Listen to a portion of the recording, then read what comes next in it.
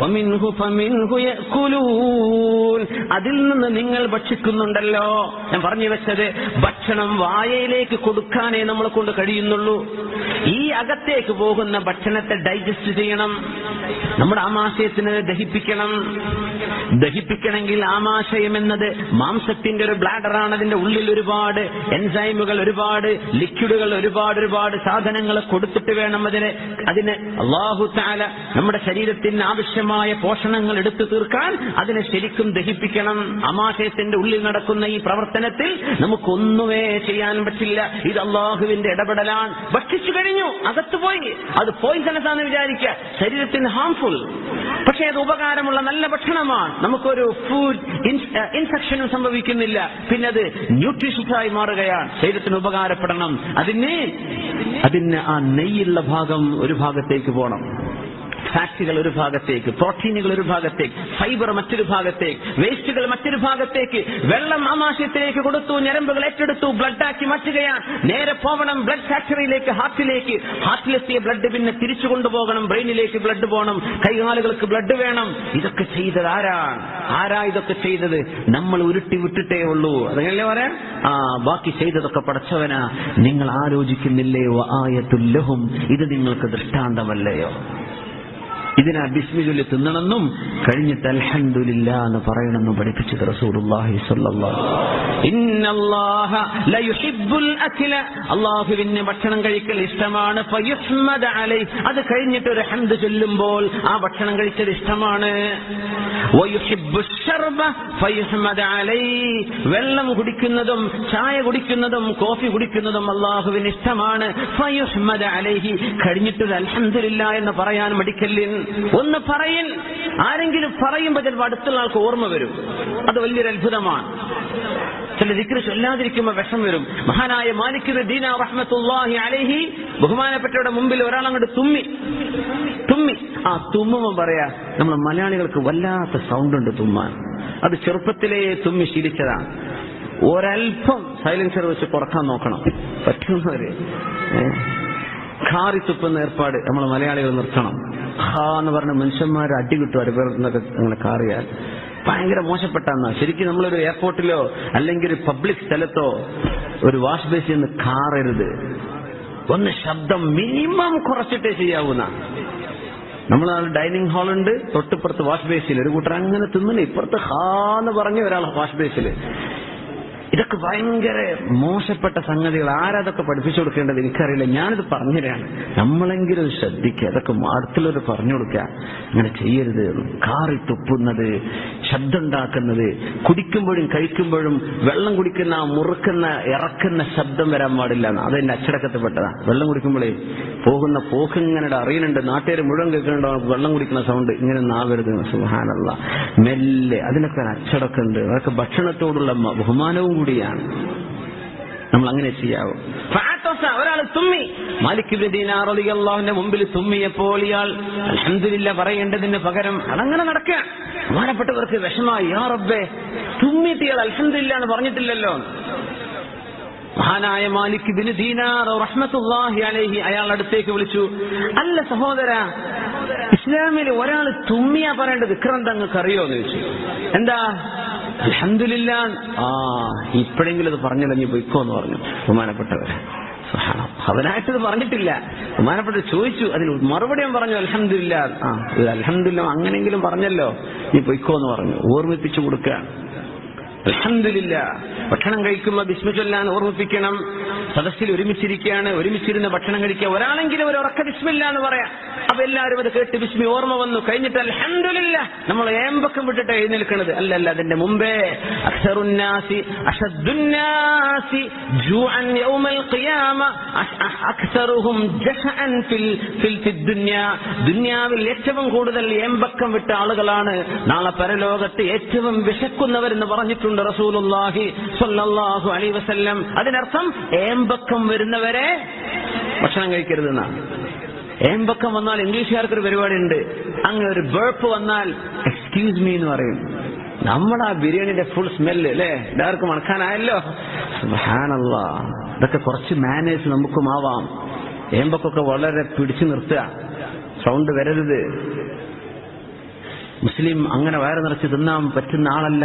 ഇതൊക്കെ പഠിപ്പിച്ചിട്ടുണ്ട് റസൂലുള്ളാഹി സ്വല്ലല്ലാഹു അലൈഹി വസല്ലം. നിസ്കാരം സ്വലാത്തും നോമ്പും മാത്രമല്ല ശറഅ്, ഇതൊക്കെ പഠിപ്പിച്ചതാ.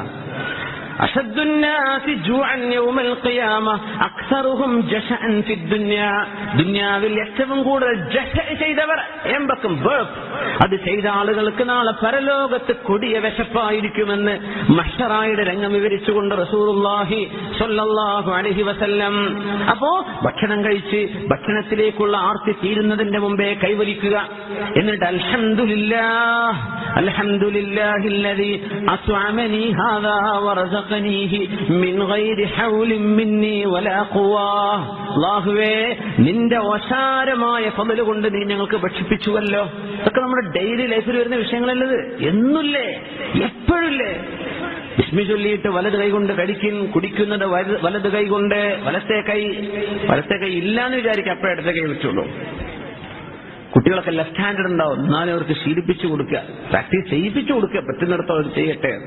വലത് കൈ കൊണ്ടേ തിന്നാവൂ, വലത് കൈ കൊണ്ടേ കുടിക്കാവൂ, വലത് കൈ കൊണ്ടേ എഴുതാവൂ. ബിൽ യമീൻ, എഴുത്ത് വലത് കൈ കൊണ്ട് ചെയ്യണമെന്ന് പറഞ്ഞിട്ടുണ്ട് റസൂലുള്ളാഹി സ്വല്ലല്ലാഹു അലൈഹി വസല്ലം. മക്കളെ പഠിപ്പിക്കണം എന്നാണ്. ഇടത് കൈ കൊണ്ട് എഴുതുന്നവരൊക്കെ ഉണ്ട്, കുഴപ്പമൊന്നുമില്ല. ചില ലെഫ്റ്റ് ഹാൻഡഡ് ആയിട്ടുള്ള ആൾക്കാരുണ്ടാവും, അവർക്ക് എക്സ്ക്യൂസ് ഉണ്ട്.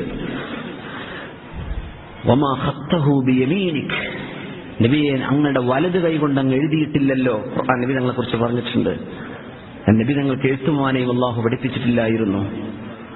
അത് നബി തങ്ങൾക്ക് അള്ളാഹു തആല പ്രസിദ്ധ കലാം പഠിപ്പിച്ചു കൊടുക്കാനും, ഈ പഠിപ്പിച്ചതൊക്കെ അള്ളാഹുവാണ് നബിയെ നിങ്ങളെ പഠിപ്പിച്ചത്. ഈ ഖുർആനും ഹദീസും അങ്ങ് പറയുന്നത് അള്ളാഹു പഠിപ്പിച്ചതാ, നിങ്ങളുടെ ഉസ്താദ് പറഞ്ഞെന്നതല്ല. ഒരു എഴുത്ത് പഠിക്കാൻ നിങ്ങൾ പോയിട്ടില്ലല്ലോ എന്ന് പറയേണ്ട സ്ഥാനത്താണ് ഈ ആയത്തിറങ്ങിയത്. അപ്പോ നിങ്ങൾ ഭക്ഷിക്കുന്നുണ്ടല്ലോ, ഈ ഭക്ഷണത്തിന് നിങ്ങൾ അള്ളാഹുവിന് നന്ദി ചെയ്യണേ. നന്ദി ചെയ്യാൻ, ഭക്ഷണത്തിന് നന്ദി ചെയ്യാൻ പഠിപ്പിച്ച റസൂലുള്ളാഹി സ്വല്ലല്ലാഹു അലൈഹി വസല്ലം. പറ്റുമെങ്കിൽ, സാധിക്കുമെങ്കിൽ ഭൂമിയിൽ ഇരുന്നിട്ട് ഭക്ഷിക്കുക, താഴെ ഇരുന്നിട്ടുള്ള ഭക്ഷണം. നമ്മൾ ബാച്ചലർ റൂമിലൊക്കെ അത് ശരിക്കും പ്രാക്ടിക്കലായി നടക്കുന്നുണ്ട്. അൽഹംദുലില്ലാ, ഡൈനിങ് ടേബിളൊന്നും ഇല്ലല്ലോ. നമ്മൾ കട്ടിലിന്റെ അടിയിൽ വിരിക്കല്ലേ, പേപ്പറൊക്കെ വിരിച്ചിട്ട്. അറബി പേപ്പറൊന്നും വിരിക്കരുത് പറയാം. ബിസ്മി അബ്ദുള്ളൊക്കെ ഉണ്ടാവും ആ പേരുകളിലൊക്കെ, ശ്രദ്ധിക്കുക. വേറെ പേപ്പറൊന്നും കിട്ടിയില്ലെങ്കിൽ അതിന്റെ പരമാവധി അച്ചടക്കത്തോടുകൂടെ അത് അള്ളാഹുവിന്റെ കലാം ഇറങ്ങിയ ഭാഷയാണെങ്കിലും എന്ത് വരിക, അത് സ്പോർട്സ് പേജാന്ന് തന്നെ വിചാരിക്കുക, എന്നാലും അള്ളാഹിന്റെ കലാം ഇറങ്ങിയ ഭാഷയല്ലേ. ഇപ്പം ബാക്കിയുള്ള പല പത്രങ്ങളുണ്ടല്ലോ, അതൊക്കെ വിശ്വസിക്കണം, കുഴപ്പമില്ല. അള്ളാഹിന്റെ കലാമ് വരുന്ന ഭാഗങ്ങളോ വിഷയങ്ങളോ ഉണ്ടെങ്കിൽ ഒന്ന് മാറ്റിവെക്കണം. ചില ആർട്ടിക്കിൾസ് അങ്ങനെ ഉണ്ടാവും, ചില ലേഖനങ്ങൾ ഒന്ന് ശ്രദ്ധിക്കുക. ഭക്ഷണിക്കായിരിക്കുമ്പോഴാണ് കാര്യമായിട്ട് ആൾക്കാർ പത്രം വായിക്കുന്നത്. കുറച്ചോനെ ഇങ്ങനെ ന്യൂസ് ഉണ്ടായി ഞാൻ അറിഞ്ഞിട്ടില്ലല്ലോ, പത്രം വായിച്ചപ്പോൾ 2 മാസത്തെ മുമ്പത്തെ കഥയാണത്. ആയിക്കോട്ടെ, കുഴപ്പമില്ല. ഇരുന്ന് കഴിക്കുക. ഇരുന്ന് ഭക്ഷണം കഴിക്കുന്നത് ഭക്ഷണത്തോട് ചെയ്യുന്ന, അള്ളാഹുവിനോട് ചെയ്യുന്ന ശുക്റാണെന്നാണ്. എത്ര ഫർണിച്ചർ ലാഭമായിരുന്നു അല്ലേ, ഒക്കെ നമ്മുടെ നാട് മുഴുവൻ സ്വീകരിച്ചു പോന്നിരുന്നെങ്കിൽ. പക്ഷേ ടേബിൾ ഭക്ഷണം കഴിക്കുന്നതിനൊരു കുഴപ്പമില്ല, അതിനെ നിരുത്സാഹപ്പെടുത്തിയിട്ടുള്ള ശറഅ്. ഗസാലി ഇമാമിനെ പോലെയുള്ള ഇമാമിങ്ങളൊക്കെ അതും ഡിസ്കസ് ചെയ്തു. അത് ഭക്ഷണത്തിന്റെ ഒരു നിന്നപ്പെടുത്തലോ നിസ്സാരപ്പെടുത്തലോ ഒന്നും അതിലില്ല. ആളുകൾക്ക് ഇരുന്ന് ഭക്ഷണം കഴിക്കുകയാണ്, അതിന്റെ ആദാബുകൾ പാലിച്ചവര് ഡൈനിങ് ടേബിളിൽ ഭക്ഷണം കഴിച്ചുള്ള ഒരു വിരോധമല്ല. പക്ഷെ നബി തങ്ങൾ സ്വല്ലല്ലാഹു അലൈഹി വസല്ലം ചെയ്തത് താഴെ ഇരുന്നു കൊണ്ടാണ്.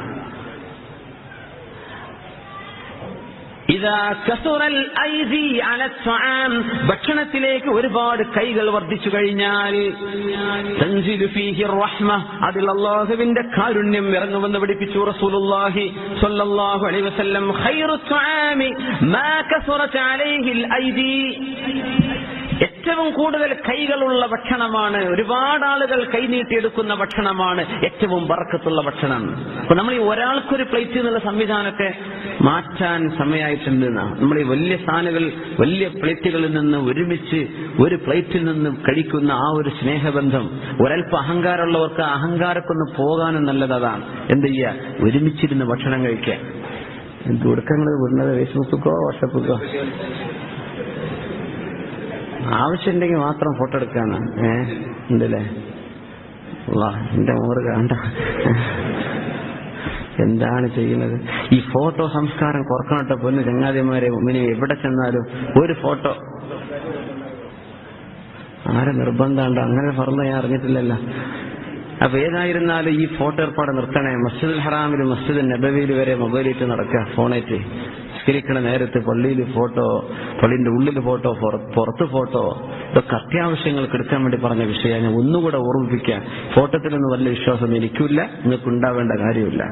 എന്താ നമ്മളെ കഴിഞ്ഞ കാലം ഇങ്ങനെ കണ്ടിട്ട് വേസ്റ്റായി. അത് നമ്മൾ പറഞ്ഞത്. ഇപ്പൊ നടക്കുന്ന ഒരു പരിപാടിക്ക് ഫോട്ടോ ചോദിക്കുമ്പോൾ നമ്മൾ 20 കൊല്ലം മുമ്പത്തെ ഫോട്ടോ കൊടുക്കുക. എന്തായാലും കാര്യം, ഒറിജിനൽ ആളെ കണ്ടാൽ തിരിയില്ല, ഇയാളാണോ? ഞാൻ 20 കൊല്ലം മുമ്പ് ഇത്ര ഗ്ലാമർ ഉണ്ടായിരുന്നു, ഇതാ നിങ്ങൾ പറയാൻ ഉദ്ദേശിക്കുന്നത്?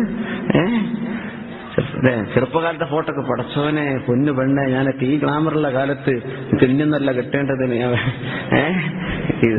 നിന്നെക്കാളും നല്ല ഉഷാറിലുള്ള കിട്ടേണ്ടതായിരുന്നു, പോയി ഇതൊന്നും പറയണ്ട. അതൊക്കെ പറയാൻ ഇടവരും. അപ്പോ കഴിഞ്ഞ കാലം, വരാനുള്ള കാലം നോക്കി. ആഖിറാണ് ഇനി മുമ്പിലുള്ളത്. കഴിഞ്ഞതൊക്കെ കഴിഞ്ഞു, ഇനി ആഖിറ വരാൻ പോകണം. അതിലേക്ക് ഒരുങ്ങിക്കോളി ഇൻഷാ അല്ലാഹ്. അല്ലാഹു നമ്മെ സഹായിക്കട്ടെ, അല്ലാഹു നമ്മെ സഹായിക്കട്ടെ.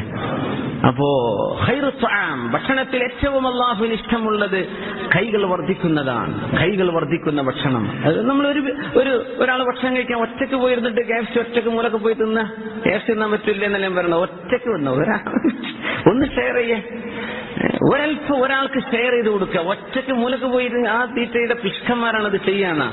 നാട്ടിൽ നിന്ന് വിസിറ്റ് വന്നാലൊക്കെ ചിലർ അങ്ങനെ ചെയ്യാറുണ്ട്. പിന്നെ കുറച്ച് നമ്മൾ ഇടയിലൂടെ ഒരു ബാച്ചലർ റൂമിലൊക്കെ ജീവിക്കേണ്ടത് നല്ലതാണ്. ഹോസ്റ്റലുകളിൽ പോയി പഠിക്കണതൊക്കെ കുറച്ച് ഷെയറിങ് ആൻഡ് കെയറിങ്, ഇതൊക്കെ പഠിക്കാൻ പറ്റും. നാട്ടിൽ നിന്ന് ഒറ്റക്ക് ഉമ്മ ഒറ്റക്ക് ഉണ്ടാക്കി തരുന്ന ഒരു പ്ലേറ്റ് തിന്നതായി സ്വന്തമായിട്ടൊരു കട്ടിൽ റൂമുണ്ടായ മനുഷ്യനാ.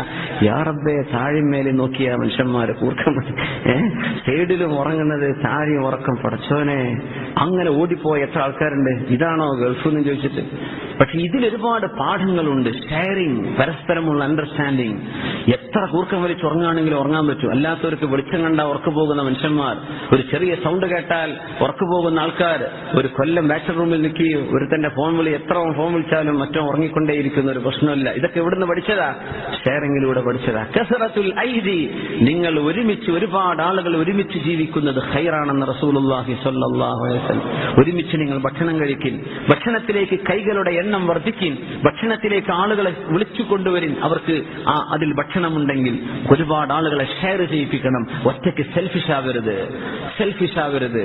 നിങ്ങൾ കസറത്ത് അലൈഹിൽ ഐദി, ഒരുപാട് കൈകൾ വർദ്ധിക്കുന്ന ഭക്ഷണത്തിൽ അല്ലാഹു റഹ്മത്തും ബറക്കത്തും ചെയ്യുമെന്ന് റസൂലുള്ളാഹി സ്വല്ലല്ലാഹു അലൈഹി വസല്ലം. അത് മാത്രമല്ല, നിങ്ങൾ ഭക്ഷണം കഴിച്ചു കഴിഞ്ഞാൽ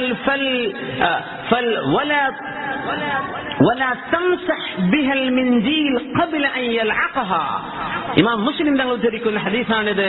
ബിമഅനൽ ഹദീസ്, ആരെങ്കിലും ഭക്ഷണം കഴിച്ചു കഴിഞ്ഞാൽ പിന്നെ ടവല് കൊണ്ട് കൈ തുടക്കല്ലേ, കൈകൾ ഊമ്പുന്നത് വരെ. കൈകൾ, വിരലുകൾ ഊമ്പിയിട്ട്, നമ്മുടെ പ്രത്യേകിച്ച് നമ്മൾ കറി ഉപയോഗിച്ച് കഴിക്കുന്ന ഭക്ഷണം ആയതുകൊണ്ട് ഒരു ഹുബ്ബുസും ഒരു ഹുമ്മൂസാണ്, അവിടെ നിന്ന് കൈ ഊമ്പാനൊന്നും അധികം ഉണ്ടാവില്ല എന്ന്. പക്ഷെ നമ്മുടെ ഈ കുഴക്കുന്ന സാമ്പാറും മീൻകറിയൊക്കെ ആണെങ്കിൽ കൈമലക്ക്, അതൊക്കെ ഭക്ഷണമല്ലേ. ഓരോ തേങ്ങ അരച്ചു വെച്ചതിന്റെ അംശങ്ങളും ഒരുപാട് മഞ്ഞളും മുളകും ഉപ്പൊക്കെ അതുമല്ലേ, അതൊക്കെ ഭക്ഷണമാണ്. അത് കൊണ്ടുപോയി കളയല്ല, കൈയൊന്ന് വൃത്തിയാക്കി, തളിക വൃത്തിയാക്കണം. അത് നിങ്ങൾ ഊമ്പിയിട്ടെങ്കിലും വൃത്തിയാക്കണം. ഊമ്പാന്ന് പറഞ്ഞ വിസിലടിക്കണ ഊമ്പരുതേ.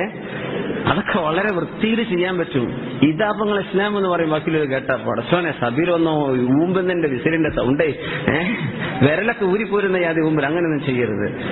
വളരെ വൃത്തിയായിട്ട് നല്ല മട്ടത്തിൽ എന്ത് ചെയ്യുക, വൃത്തിയാക്കുക. ഭക്ഷണത്തിന്റെ ഒരു അംശം വേസ്റ്റിലേക്ക് പോകരുത്. ഏതിലാണ് ബറക്കത്ത് എന്നവൻ അറിയില്ലല്ലോ. ഒരുപക്ഷെ അവൻ കഴിച്ച ഭക്ഷണത്തിന്റെ മുഴുവൻ ബറക്കത്തും കിടക്കുന്നത് അവന്റെ വിരലുകളിൽ കിടക്കുന്ന 4 വറ്റിലായിരിക്കാം. ആ ബറക്കത്തുള്ള ഭക്ഷണം കഴിച്ചാലേ നിസ്കരിക്കാൻ ഉന്മേഷമുണ്ടാകൂ. ആ ബറക്കത്തുള്ള ഭക്ഷണം കഴിച്ചാലേ ഒന്ന് നോമ്പ് നോൽക്കാൻ ധൈര്യം വരൂ. ആ ബറക്കത്തുള്ള ഭക്ഷണം കഴിച്ചാലേ അവന്റെ ശരീരത്തിലുള്ള പോഷണം കൊണ്ട് സൽക്കർമ്മം ചെയ്യാൻ സാധിച്ചെന്ന് വരൂ. അതുകൊണ്ട് നിങ്ങൾ ഭക്ഷണം എടുത്ത് വെച്ചാൽ ഭക്ഷണത്തിന്റെ മധ്യത്തിലേക്ക് അള്ളാഹു ബറക്കത്ത് ഇറക്കി തരുമെന്ന് റസൂലുള്ളാഹി സ്വല്ലല്ലാഹു അലൈഹി വസല്ലം. ഒരുമിച്ച് കഴിക്കുകയാണെങ്കിൽ തളികയുടെ മധ്യത്തിലേക്ക് അള്ളാഹു ബറക്കത്ത് തരും. അത് ഓരോരുത്തരും ഓരോ ഭാഗത്ത് നിന്ന് അല്പാൽപമായി വീതിച്ചെടുക്കണേ. നടുത്തത് മുഴുവൻ ഒരാൾ കോരിയെടുത്തു ബറക്കത്ത് മുഴുവൻ എനിക്ക് കിട്ടട്ടെ, അവന് കിട്ടൂല. അങ്ങനെ ചെയ്യാനും പാടില്ല. അങ്ങനെ ചെയ്യരുത്. ഓരോരുത്തരും മധ്യത്തിലാണ് ബറക്കത്ത് ഇറങ്ങുന്നത്.